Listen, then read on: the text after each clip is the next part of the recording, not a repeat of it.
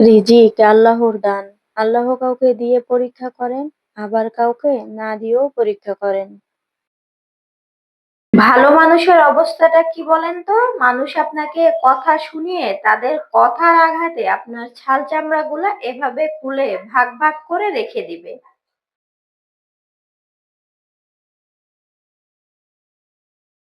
সন্তানের সাথে বাবা-মার রক্তের সাথে রক্তের টান। এটা স্বার্থের অনেক ঊর্ধ্বে।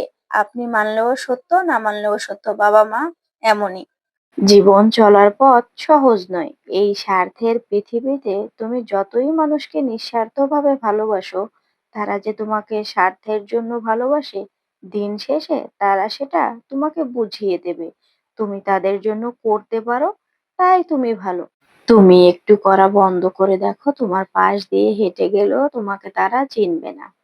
বাবা-মায়েরাও কিন্তু ভুল করে, কিন্তু তারা সেটা কখনোই স্বীকার করে না। আবার ছোটদেরকে শিক্ষা দেয় যে তোমরা ভুল করলে ভুল থেকে শিক্ষা নাও। তারা কি শিক্ষা নিতে পারে বলেন তো?